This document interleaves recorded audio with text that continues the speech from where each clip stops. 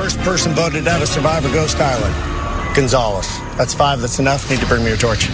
Hey everybody, welcome back to the podcast. My name is Ryan Brink, here to bring you a Survivor Ghost Island X interview for the first time in 2018. Today, with the first boot from Survivor Ghost Island, Stephanie Gonzalez, and this chat is a fun one. It's obviously disappointing to chat to Stephanie. I feel like she was a bit unlucky. If Jacob wasn't the person who was selected for Ghost Island in the very first time, that possibly she might have made it a bit longer. So, that's Survivor. It's a game of fortune. But super excited to chat to Stephanie today. Check this one out. My chat with Jacob is also going to be coming out later today in a couple of hours.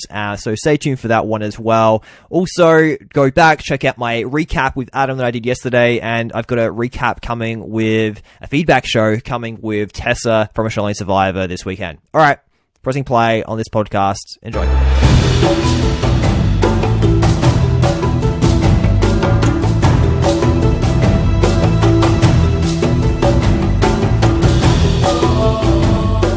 Hey Steph, how you going? How's it going? Good. Disappointed to chat to you so early, obviously, in the season. I got to ask you straight away, why do you think it was you, Stephanie? What made it become you once Jacob headed off to Ghost Island? So it was me right before Tribal Council. We were off. Everyone was scattered, trying to figure out who we were going to vote out. There was a couple of names actually thrown out. Jonathan being the main one, Jenna being the secondary, and I think at one point we even said Libby. And then it all happened to where I went out for a walk, and when I came back, we were getting ready. We were literally packing our stuff to go to Tribal. Yeah. It's getting dark, and I already knew at that point this has all been pinned back on me, and now everyone's voting for me because I hadn't solidified any kind of alliance with anybody. And even more than that, Jonathan, there was a moment where Jonathan expressed, how much he didn't want to be voted out because he was the weaker guy in the tribe. And Brendan really took to heart, that he didn't want to be voted out. And, there was a couple tears and stuff. And it was an emotional moment for us all, me and Brendan and Jonathan. And so I think, to make a long story short, we didn't want to piss off Stephanie by voting off Jenna, and yet we wanted to keep the peace at camp. Or really, not everyone wanted to. Like, I was ready to play the game, but more so Brendan and everyone they weren't really ready to start the game. They wanted to make the peace. But hey, the reality of it all was we're at Tribal Council and we got to draw some lines, and they weren't ready to draw any lines or make any hardcore alliances. They'd rather have just been friends at camp buddies at that point and kept peace. So it was me because it was one conversation I was not a part of, and I was immediately the target.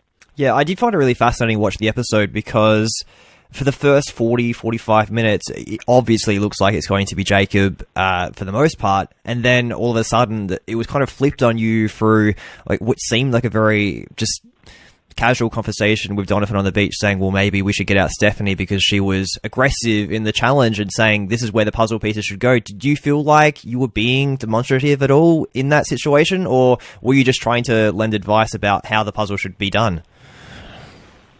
No, so I'm actually quite surprised at how aggressive the edit came out altogether. But the only thing I will say is when we got to the puzzle segment of the challenge, I remember so clearly all of us were shouting and we were all scatterbrained, and everyone's on this huge adrenaline rush, but we're all screaming at our puzzle people, how to put the puzzle together. And I remember kind of taking a step back and looking at the big picture and being like, dude, we are all screaming at our puzzle makers and giving them direction. So there's how many people right now yelling at multiple people, different directions. And I took a second. I was like, guys, we really need to have like one person, like one cohesive person, like just giving like directions versus a bunch of people just screaming at our puzzle makers. That made no sense because it's like, can you imagine trying to take direction from 4, 5, 6, 7 different people on a puzzle and everyone's telling you to do something different? So that's where I think, in my edit, being that they can only show so much, they didn't really show everyone kind of screaming, this is the way the puzzle pieces. I'm really, really, really good at puzzles. I worked in surgery for almost 5 years in horse surgeries, and puzzles and surgery is it kind of goes together really well. So I can put puzzles together really well. So I was trying to help more so Jacob, who was just under so much pressure on putting the puzzle together. And it was frustrating because here you have all, like, the rest of my tribe mates screaming at our puzzle makers, and we're all saying different things. Like, that's so overwhelming already as it is. And then we're falling behind in the puzzles, which is a lot of pressure for our puzzle people. And so it was super frustrating, and it makes me, I'm like kind of bummed out that I seemed so aggressive, because I wasn't aggressive. I was just stating, like, look, we should probably have one person directing them versus like a bunch of people screaming at our puzzle people. And we probably would have been a lot more successful. I think you'll see, especially with Survivor, it's about the narrative and what they're trying to sell. Obviously, you were the person who went first, so they need to create some kind of storyline for why that possibly was. You talked about a little bit about the relationships that you had with people. Who were the people that you had relationships with on your tribe? Because I don't feel like we got to see who you were forming strong connections with. You said you were a bit wary about forming an alliance too early. Do you feel like people just jumped in straight away and maybe you were a bit hesitant to say, yes, I'm happy to go with you? Yeah, so it's funny because I actually got a couple of different people in the whole group dynamic. I spoke to the girls, to Stephanie, and we actually, we went off and we had a really good time. We were talking about drinking wine and having a girls' night and, like, what our favorite things were to do and, like, how we were girls and we like to go out and have a good time. And we got some fruits and it was really a bonding moment for me and her. And then I remember her offer straight away about wanting to do an all-girls alliance. And then, so I didn't commit to that, and I felt like I had this intuitive feeling where I was like, maybe this might be a bad idea, that I'm not committing to her all-girls alliance that she wanted to start. And I felt strongly about it because I felt like we really needed to keep the guys around. We really needed that strength from the guys, the physical strength from the guys. And so I didn't commit to that, and I felt like that really hurt me because I didn't commit to it. I wasn't like, no, I don't want to do it. I was like, yeah, that's a good idea, but I wasn't like, yes, I'm down, I'm in, count me in, let's make it happen. So I think she quickly realized, okay, well, she might not be all for this all-girls alliance. And then I had a couple conversations with Brendan and Michael. I was like kind of we were really looking forward to doing a cool alliance. Me, Brendan, Michael, and potentially Libby too. Well, sorry, Steph, it did seem like that, especially at Tribal Council, because you went and obviously whispered into Brendan's ear and a few others. Like, what were you saying to them when you were whispering in their ears at Tribal Council? So because I already had a strong feeling that I was going home, all the votes were being casted on me, I went up to Brendan, and Brendan and Michael were pretty kind of tight niche.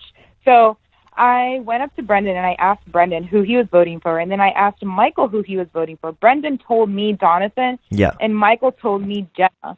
So they weren't on the same. They didn't know. They didn't come up with a plan on what to tell me, and so they could all stick to it. They kind of gave me their own plan. As you were leaving and you were voted out, you turned around and said, sad. I've read in a couple of articles from some of the press that were out there as well. You said 1 lion, 7 sheep. Can you talk about what that moment was and what you were trying to say to the tribe? So what I was trying to say to the tribe, that there was one person ready to play the game and the rest of them were just little sheep following this lion and whatever he dictates. And it was so frustrating because we were all out there to play our hearts out, and everyone was more concerned with being kumbaya and being friendly and buddy and keeping the peace at camp, when really we needed to focus on being a stronger tribe and winning immunity challenges so that we can avoid dates with Jeff at Tribal Council. Who was that lion, Steph? Brendan. Can I just quickly as well, before I do let you go, you had the name Gonzalez in the game. Obviously, there's 2 Stephanies on your tribe. Was that by choice that you went by that? Like, how do you feel about being called Gonzalez? That was by choice. Yes, I felt like Gonzalez is a really prideful thing in Hispanic culture. It's very honorable of your last name, and dating back to my great grandfather. Like in Puerto Rico, he's well known. Respectable, humble, genuinely kind and hardworking man. So I wanted to use my last name just to represent me, because I just felt like, Stephanie, like it's such a common name, and Gonzalez is common too, but in the Hispanic culture is very common, and I felt like I just wanted people to be proud and to be able to connect with me on a much more personal level. And what better than to use your last name? Yeah, absolutely. And Stephanie, you should be really proud of the game you played. You got to go out there, you got to play Survivor, and there are a lot of first boots, and they are very forgettable very quickly. I feel like there's a game in you somewhere, and we've seen first boots come back before, so fingers crossed that maybe one day you might get that chance. Yeah, we better start sacrificing our left arms to those Survivor gods or something. We'll see. It's on Ghost Island. I'll chat to you again sometime, Stephanie. Great to chat to you. Great chat. Have a good day. Gonzalez, the tribe has spoken. Time for you to go. Sad.